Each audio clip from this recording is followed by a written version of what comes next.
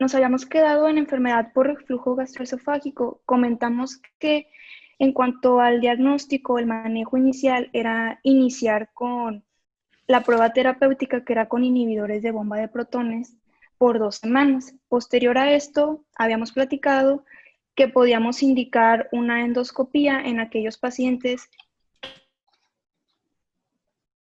que funcionado o que tuvieran síntomas atípicos.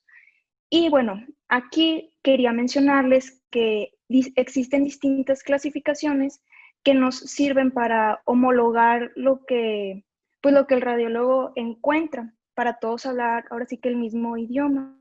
Una de esas clasificaciones es la de Los Ángeles. Esta clasificación lo que hace es dividirnos en 4 grados: grado A, grado B, grado C y grado D, de acuerdo a la alteración en la mucosa esofágica. El grado A nos habla de erosiones que miden menos de 5 milímetros. El grado B es aquella en la que vamos a encontrar una o más erosiones de más de 5 milímetros, pero sin continuidad entre dos pliegues mucosos vecinos. El grado C es una o más erosiones con continuidad entre dos o más pliegues, como vemos aquí, pero que ocupen menos del 75% de la circunferencia del esófago. Y el grado D, que es el más severo, son erosiones o úlceras, pero que ocupan más del 75% del esófago. Esto es importante porque de acuerdo al grado que tenga nuestro paciente, pues también será el tratamiento o la indicación médica que le demos. Existe otra clasificación, que es la clasificación de Savary-Miller. Es similar, solamente que aquí se divide en 1, 2, 3 y 4 grados. El grado 1 es donde encontramos uno o más puntos rojizos no confluentes con o sin exudado. En el grado 2 hay lesiones erosivas y exudativas en el esófago distal que pueden ser confluentes pero no circunferenciales. En el grado 3 ya son erosiones circunferenciales en el esófago distal que están cubiertas por un exudado hemorrágico o pseudomembranoso. Y el grado 4 es aquel grado en el que vamos a encontrar complicaciones crónicas como úlceras, estenosis, cicatrices o hasta metaplasia de Barrett. Esto es nada más para conocer, y si llegamos a ver algún reporte de una endoscopía, pues saber a qué se refiere. En cuanto a los hallazgos histológicos en el ERGE, bueno, el más observado es el aumento en los espacios intercelulares. También va a haber presencia de neutrófilos y eosinófilos, y como vemos en esta imagen, un engrosamiento de la capa de células basales, escamosas, pálidas y distendidas. También podemos encontrar, como se ve en la imagen B, alargamiento de las papilas en el epitelio. Esto es importante porque hasta 2/3 de los pacientes que endoscópicamente no tienen ningún hallazgo, histológicamente sí lo van a tener. Y bueno, pasando al tratamiento, como ya hemos visto, el tratamiento lo vamos a dividir en médico, o más bien no farmacológico, farmacológico, y en este caso también aplica un tratamiento quirúrgico. En cuanto al tratamiento no farmacológico, como hemos venido platicando, pues la pérdida de peso en aquellos pacientes que tengan sobrepeso u obesidad, pacientes que tengan síntomas nocturnos o laringios, como habíamos platicado de disfonía, tos, laringitis, bueno, a ellos les podemos recomendar que eleven la cabecera por las noches. Y en la dieta, aunque sabemos que no es específico, pero una vez que el paciente conoce qué alimento es el que le causa los síntomas, bueno, pues eliminarlos de la dieta. Ya habíamos platicado que algunos de los alimentos son la cafeína, el chocolate, los picantes o los condimentos, las grasas, las bebidas gaseosas y la menta. También pues recomendar que eviten fumar, ¿verdad? Y que dejen el alcohol. En este artículo del UpToDate que viene aquí abajo también decía que podíamos recomendarle a nuestros pacientes la masticación de chicle, ya que esto provocaba salivación y a su vez pues disminuía el ácido gástrico. Entonces, pues bueno, es una medida que podríamos también decirle a nuestros pacientes para mejorar los síntomas, decirles que no usen ropa muy apretada, también podría ser alguna de las medidas. Tratamiento farmacológico, bueno, aquí ya habíamos dicho que iniciábamos con una prueba terapéutica que duraba 2 semanas. El tratamiento de mantenimiento es igual con inhibidor de bomba de protones, pero de 8 a 12 semanas. ¿En quiénes lo vamos a indicar? En pacientes que hayan tenido una prueba terapéutica positiva o pacientes que tengan datos de esofagitis o una pHimetría positiva. También podemos sugerir el uso de antiácidos o alginatos. Esto, aunque digamos que no es una curación para la úlcera, sí mejora los síntomas, sobre todo tempranamente, porque su efecto es corto, de 30 a 60 minutos. Entonces, podríamos sugerirlos. Aquí en esta enfermedad no hay evidencia para recomendar antibióticos para erradicar el Helicobacter pylori. Sin embargo, sí podemos indicar tratamiento quirúrgico. No sé si alguien me pueda platicar, que haya leído en qué pacientes son a los que sí se les recomienda tratamiento quirúrgico. Ana Karen, no sé si me puedas ayudar con eso. Sí, ¿me escuchan? Sí. Bueno, como ahorita mencionaste, se les podía dar tratamiento quirúrgico a aquellos pacientes que tuvieran sintomatología típica, como la tos crónica, laringitis, los pacientes a los que haya fallado el tratamiento, el manejo médico, o los que tuvieran gran cantidad de regurgitación. De regurgitación. Así es, las que mencionaste son algunas indicaciones. El tratamiento médico fallido, siempre y cuando descartemos que, pues que no sea por una neoplasia o una enfermedad extraesofágica. También hay pacientes que ya no desean continuar con el manejo médico, pues bueno, podemos sugerirles tratamiento quirúrgico. Esofagitis clase C y clase D de la clasificación de Los Ángeles que hace ratito platicamos, volúmenes altos de regurgitación como mencionó Ana Karen y pues los síntomas no gastrointestinales que también mencionó. Bueno, les puse este recuadro nada más para ver qué pacientes tienen mayor probabilidad de falla al tratamiento, que son aquellos que tengan sobrepeso, que tengan una falta de respuesta a los inhibidores de bomba de protones, que tengan hernia hiatal mayor a 3 centímetros, que tengan un porcentaje de exposición prolongada a pH ácido menor de 4 y enfermedades psiquiátricas, como también hemos platicado. En cuanto al tratamiento quirúrgico, pues existen, pues esto ya es más de cirugía, ¿verdad? Pero saber que existen dos técnicas, las más comunes es la fondoplicatura de Nissen y la de Toupet. Estas son algunas indicaciones que encontré en el UpToDate, sin embargo, pues van a depender de, o sea, va a ser individualizado, ¿verdad? Pero enfermedades tempranas no complicadas, generalmente se opta por una fondoplicatura de Nissen. Enfermedades complicadas como hernia de hiato mayor a 2 centímetros, esofagitis erosivas clase C o D o un esófago de Barrett, también se les indica fondoplicatura de Nissen.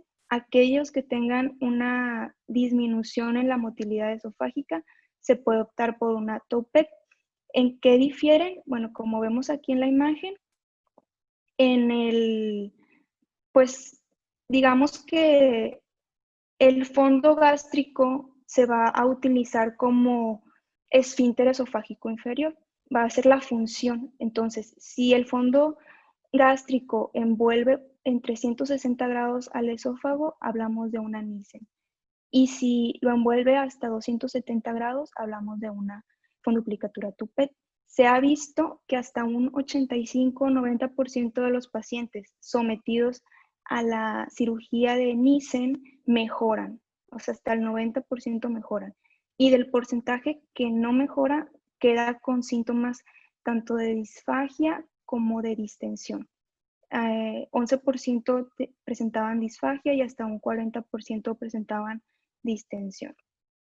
Pero pues es una alternativa buena. Este es el algoritmo que viene en la guía de práctica clínica, es prácticamente un resumen de lo que hemos estado hablando en la clase pasada y esta.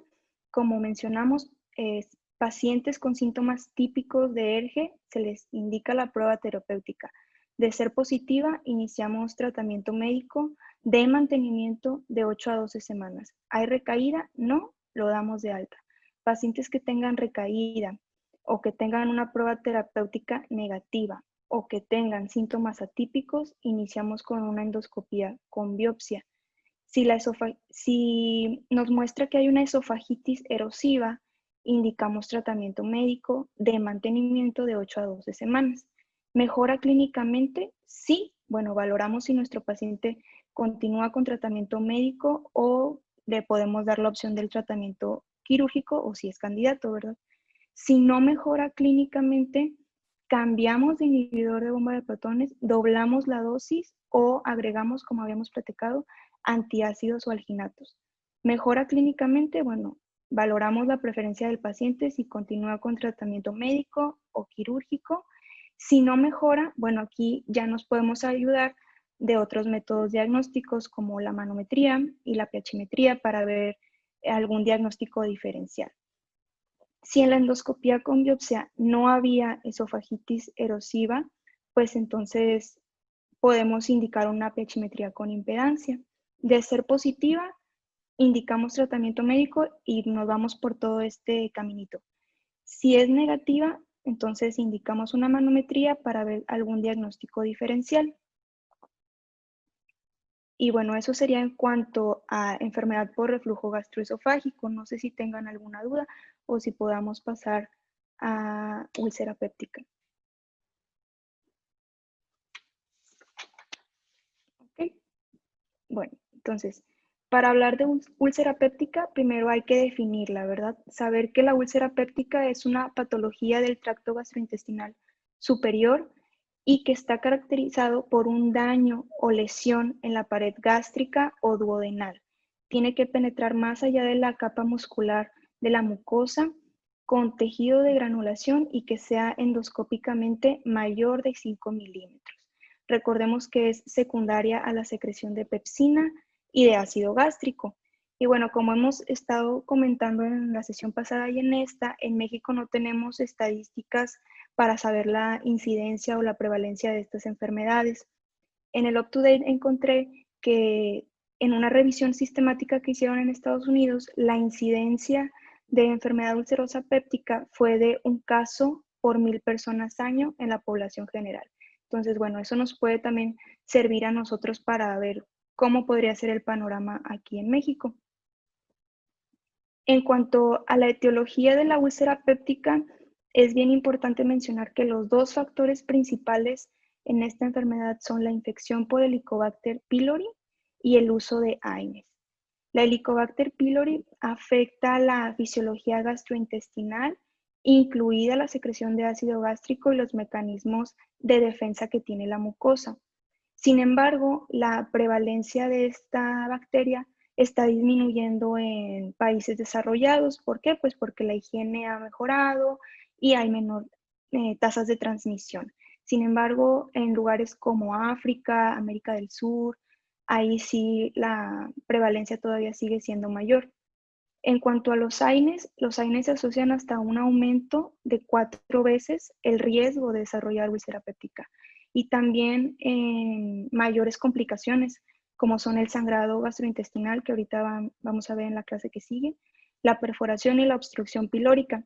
También existen otras causas de úlcera péptica, como son el gastrinoma, algunas infecciones virales, idiopáticas, pero las principales son estas dos: infección por Helicobacter pylori y AINES. De los factores de riesgo, bueno, también los hemos mencionado en otras patologías. El fumar se ha visto que aumenta el riesgo hasta 4 veces de desarrollar úlceras perforadas y los pacientes que fuman son más susceptibles a recidivas y a que los tratamientos pues fallen, ¿verdad? El alcohol, como hemos platicado, la genética, aquí, bueno, en este estudio del UpToDate mencionaban que la predisposición genética se puede deberse a un polimorfismo del citocromo P450. Este lo que hace es que retrasa el metabolismo de los AINES y pues provoca una mayor exposición a los AINES en la mucosa, ¿verdad? También la dieta, que aunque no está específicamente qué alimentos pues, son los factores de riesgo que debemos tomar en cuenta, y los más importantes o los que también debemos tomar en cuenta son los factores psicológicos, el estrés laboral, algún estrés postraumático o algún factor desencadenante, ¿verdad? Recordemos que el estrés también aumenta la secreción de ácido. En cuanto a la fisiopatología, pues sabemos que ocurren cuando los mecanismos de defensa están alterados, principalmente por infecciones, como habíamos platicado, de Helicobacter pylori o la ingestión de AINES. Recordemos que hay un desequilibrio en los mecanismos de defensa de la mucosa. Los mecanismos de defensa van a ser el bicarbonato, la barrera mucosa y las prostaglandinas, que se ven inhibidas por los AINES. Por eso la importancia. Y los agentes nocivos, el ácido clorhídrico, la pepsina, ácidos biliares, enzimas pancreáticas. Aquí ponemos, una balanza, ¿verdad? Hay un desequilibrio entre la defensa y la agresión. Y para hablar un poquito más de la bacteria de Helicobacter pylori, recordar que es un bacilo gram negativo que está en forma de espiral, que tiene 6 flagelos y va a colonizar la mucosa gástrica. Muy importante porque hasta el 95% de las úlceras duodenales está presente, y en el 70% de las gástricas. Mencionar que la transmisión es por heces, saliva y agua contaminada. Lo que hace es que codifica a varias proteínas, entre ellas la ureasa, y también, digamos que tiene su acción, es que provoca toxinas, y principalmente dos, la BAC-A y la CAG-A. Lo que hacen estas toxinas es inducir una respuesta inflamatoria, donde va a haber liberación de interleucinas interleucinas inflamatorias como la 1, la 6, la 8 y el factor de necrosis tumoral. Esto a su vez provoca una hipocloridia inicialmente. Lo importante es que posteriormente va a haber hipercloridia, hipergastrinemia, reducción de la somatostatina y también reducción del bicarbonato. Por consecuente, vamos a tener mayor predisposición a desarrollar úlceras o incluso cáncer. Y bueno, dentro del cuadro clínico, sí, el 70% de las úlceras pépticas son asintomáticas. Sin embargo, conocer que pacientes que tengan sensación ardorosa o dolor en el epigastrio quemante puede ser por una úlcera péptica. Generalmente aparece de 2 a 5 horas después de la ingesta de alimentos o en el ayuno. Se va a aliviar por alimentos, antiácidos o agentes antisecretores. El dolor generalmente es episódico o empeora, muy importante, en periodos de estrés.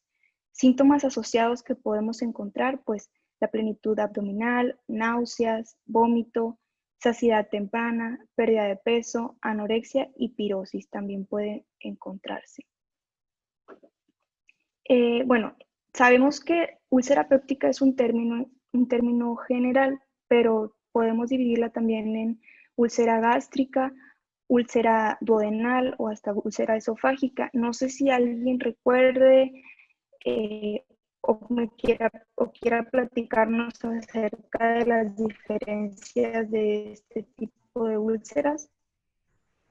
Si quieres, Diego. ¿No? Pues si quieres tú, Jiménez, porque Nieto participó la vez pasada, me acuerdo.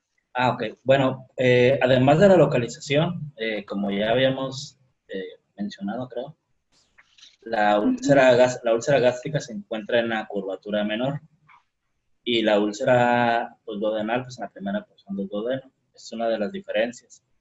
La otra de las diferencias es que la úlcera gástrica, el dolor se presenta principalmente con la ingesta de alimentos, a diferencia de la úlcera duodenal, donde el dolor se alivia con la ingesta de alimentos, pero reaparece posterior a 2 a 3 horas. Esas son las diferencias que hay entre... Así es, entonces, interrogatorio médico, pues también eso pudiera orientarnos, saber cuándo se presenta el dolor de nuestros pacientes. Y bueno, aunque digamos que el diagnóstico definitivo es una endoscopía, nosotros lo podríamos sospechar desde antes, ¿verdad?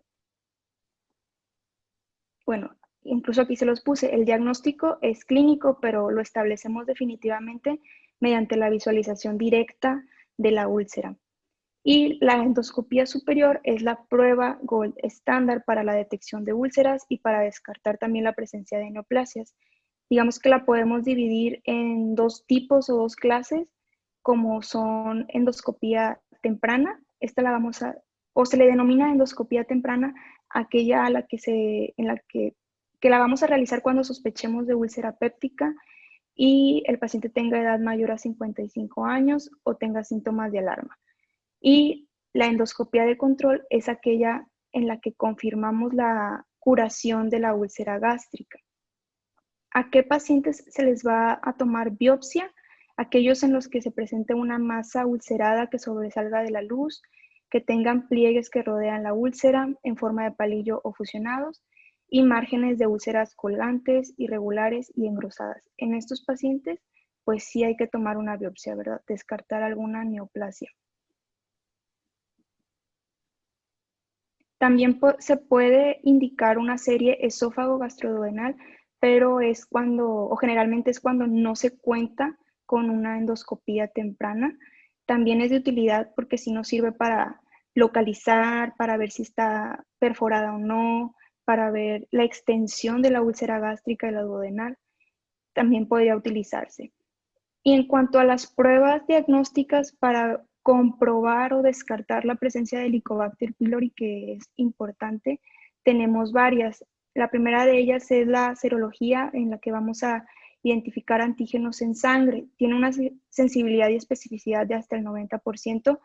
Se utiliza como prueba inicial para la infección activa, sin embargo, tiene como desventajas que requiere una preparación larga del paciente y que es costosa. Además que sigue siendo positiva a pesar del tratamiento médico. Entonces, pues bueno, por eso no es tan usada. La serología en donde se detectan antígenos en heces igual tiene una sensibilidad y especificidad de hasta el 90%, diagnostica infección activa y es un método más rentable, o sea, en nuestro medio, para evaluar la eficacia terapéutica. Sin embargo, la prueba de aliento, ureasa, es el método diagnóstico de elección en pacientes que van a ser sometidos a endoscopía. Y bueno, se utiliza para evaluar la eficacia terapéutica y se debe realizar 4 semanas después de haber terminado el tratamiento. Esta prueba también nos sirve para confirmar la erradicación de la bacteria, pero se deben de suspender los inhibidores de bomba de protones al menos 2 semanas antes de hacer la prueba, pero es de utilidad. Esta otra clasificación que les puse es nada más para saber en qué posición está la úlcera. No tiene más alguna otra relevancia, solamente clasificación de Johnson, grado 1, hablamos de una úlcera que está en la curvatura menor. Grado 2, hablamos de úlceras que están tanto en la localización gástrica como duodenal. El grado 3, aquella que está en localización prepilórica. Grado 4, que están en fondo gástrico o en la porción alta de la curvatura menor. Y el grado 5 es aquella que es secundaria al uso prolongado de AINES y que prácticamente puede estar en cualquier lugar. En cuanto al tratamiento, vamos a indicar para la curación de úlceras inhibidores de bomba de protones, tanto omeprazol, pantoprazol, lansoprazol o rabeprazol por 4 semanas. Y el tratamiento de mantenimiento, la guía de práctica clínica mencionaba el uso del lansoprazol a 30 miligramos y el omeprazol a 2. Para aliviar síntomas de acidez, podemos indicarles hidróxido de aluminio y magnesio a dosis de 30 mililitros, 1 a 3 horas después de la ingesta de alimentos y en la noche, por 6 a 8 semanas, para tratar de aliviar los síntomas. Y bueno, en pacientes que sí se les detectó que tenían la bacteria Helicobacter pylori, pues es importante indicar agentes antimicrobianos, indicaciones para... Mencionaba en la lectura que que tuviera algún antecedente familiar de cáncer gástrico o familiares de primer grado que tuvieran Helicobacter pylori, también esas serían indicaciones, que tuvieran el antecedente de uso crónico de AINES o de inhibidores de la bomba de protones. Así es, como está también aquí en el recuadro. Ay, perdón. Estas son algunas de las indicaciones absolutas para indicar tratamiento de erradicación, úlcera péptica gástrica o duodenal, que esté activa o no, y con o sin complicaciones, gastritis atrófica, metaplasia intestinal, linfoma gástrico, después de alguna resección gástrica parcial por cáncer, familiares de primer grado que hayan tenido cáncer gástrico y que tengan Helicobacter pylori, el uso crónico de inhibidores de bomba de protones, el uso crónico de AINES en pacientes que tengan antecedente de úlcera péptica y pacientes que tengan púrpura trombocitopénica idiopática o anemia por causas no explicadas. ¿Qué esquemas vamos a usar? Bueno, la guía de práctica clínica nos mencionaba el esquema triple y cuádruple. Son ciclos de 14 días de tratamiento. El de primera elección es el esquema triple, donde vamos a indicar inhibidor de bomba de protones, en este caso omeprazol, 40 miligramos cada 12 horas, antibióticos como la amoxicilina, 1 gramo cada 12 horas, o metronidazol, 500 miligramos cada 8, y la claritromicina, 500 miligramos cada 12 horas. En pacientes que no respondan, bueno, podemos indicar un segundo esquema, que sería el esquema cuádruple. El cambio es que se agregan subsalicilato de bismuto, tinidazol, 1 gramo cada 12 horas, y tetraciclina, 500 miligramos cada 6 horas. A estos pacientes también se les puede indicar tratamiento quirúrgico. Sin embargo, va a ser solamente en pacientes que sean intolerantes a los medicamentos, que no cumplan los regímenes de medicación o aquellos pacientes que tengan riesgo de complicaciones, como podrían ser los pacientes trasplantados, los que son dependientes de esteroides o AINES, que tengan úlceras gástricas o duodenales gigantes mayores de 2 centímetros o que la úlcera no cicatrice. También pacientes con recidiva, a pesar del tratamiento de mantenimiento, y pacientes con múltiples cursos de medicamentos. Complicaciones. La principal, la más común, es el sangrado, pero también podemos encontrar obstrucción de la salida gástrica y penetración y fistulización. Y bueno, este es un pequeño resumen, pero igual y lo pueden también revisar en la guía. Es de todo lo que platicamos ahorita. Y sería todo. No sé si pasamos a la siguiente clase o... A ver, faltan que 5 minutos, ¿verdad? 4 minutos. Se me hace que no vamos a alcanzar más que empezar y nos vamos a quedar a medias. El próximo jueves terminamos, o sea, empezamos con sangrado de tubo digestivo y le damos ahora sí hasta terminar ese tema, aunque nos llevemos a lo mejor un poquito de los 40 minutos. Nada más, pregunta de examen, ¿cómo se ajusta el esquema para erradicación de H. pylori en caso de alergia a la amoxicilina? Digo, a la penicilina. ¿Ok?